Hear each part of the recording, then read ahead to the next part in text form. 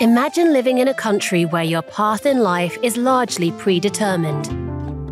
No need to worry about school, an apprenticeship, university, or the career you will follow one day. That might not sound so bad, but what if you have plans of your own? In the GDR, this could cause problems. Straying from the prescribed path could have repercussions, profoundly affecting your life. In some cases, it had the potential to ruin entire biographies. How did education and upbringing work in the GDR? Let's take a look behind the scenes. No one has any intention of building a wall. Neither ox nor donkey can stop the progress of socialism. I love everyone, all people. We are the people. Be prepared, always prepared.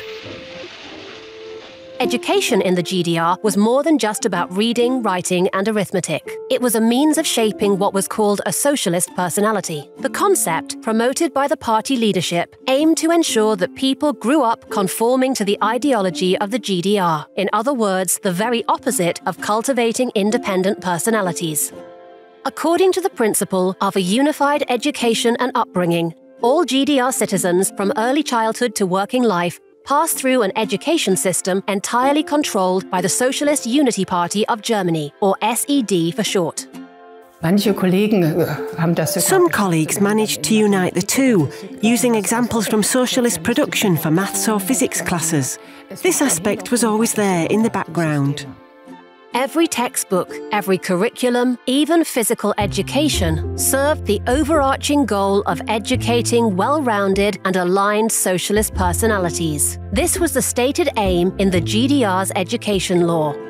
Youth organizations and youth movements, such as the Ernst Thälmann Pioneers for the Free German Youth, or FDJ for short, were an integral part of school and leisure activities. They served as a means of promoting socialist ideologies and exercising control.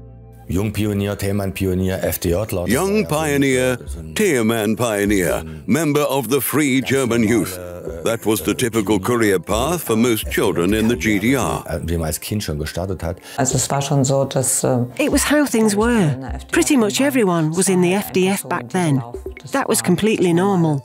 Whether helping with the harvest, playing the guitar, collecting waste paper, or digging water channels, the youth organizations aim to foster a sense of community through joint activities. It was to some degree also vital for your future prospects because all the things that would come later, such as job training and vocation, needed you to be sufficiently embedded in socialist society. In my second year of apprenticeship, however, I finally decided to quit it all. But had I not gone through the system as a child, I would probably not have even had the chance to undertake an apprenticeship. The Society for Sport and Technology, or GST for short, offered activities such as model making or gliding. However, these also had a secondary paramilitary objective. No one wants to look like a beginner when they join the army. That's why we take part in GST training. After all, to master something, you need to start early. Not only that, in 1978, military instruction was introduced as a compulsory subject to prepare school children to defend the socialist state. Mandatory skills included handling hand grenades, marching, and shooting. We were also tasked with encouraging young men and women, women perhaps slightly less, to join the NVA. That was simply something all schools had to do. As part of the productive work classes, or PA for short, school children undertook work experience in the state-owned enterprises, officially to learn practical skills and prepare them for a future vocation. In practice, however, they often served as unpaid labor. After school, too, the state continued to shape people's direction in life. The choice of vocation or university subject were often limited. What skills you learned or what you could study was determined largely by the objectives of the planned economy. Dreams? Yes, of course. No state, no matter how authoritarian, can stop people having dreams. But whether you could realize your dreams depended on opportunities and barriers set by the state, which were often quite arbitrary. Only 10% of school leavers had the chance to attend university. The rest underwent vocational training. When it came to awarding university places, social background, social contribution, religious affiliation, or a declared commitment to socialism often counted more than academic aptitude or school grades. It was a declared aim of the GDR to provide opportunities for the working classes.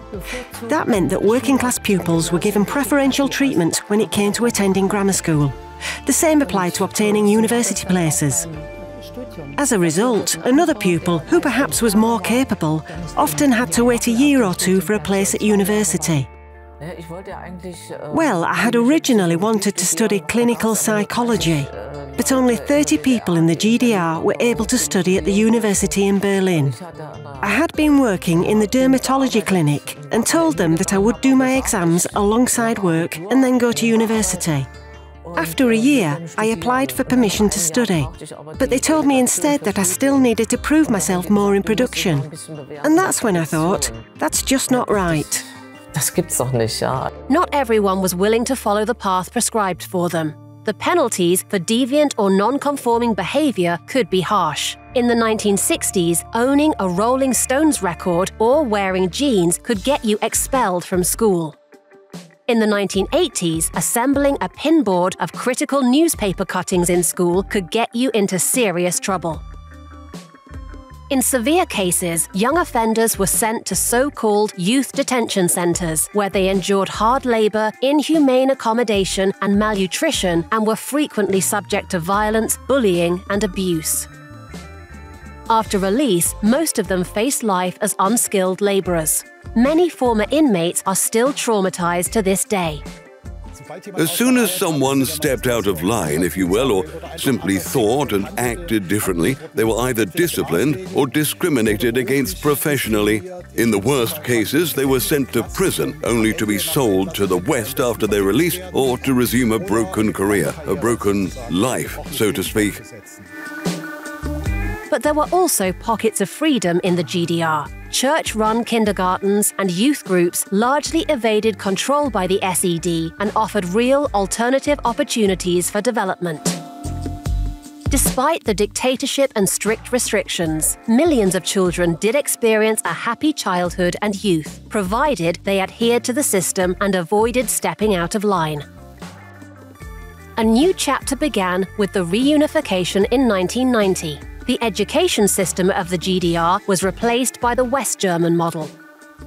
While some missed the perceived safety and security of the GDR, most young people in Germany benefited from the freedom and opportunities available in the new, united, democratic Germany. Not only were they able to enjoy newly won freedom, but also new and much broader educational opportunities.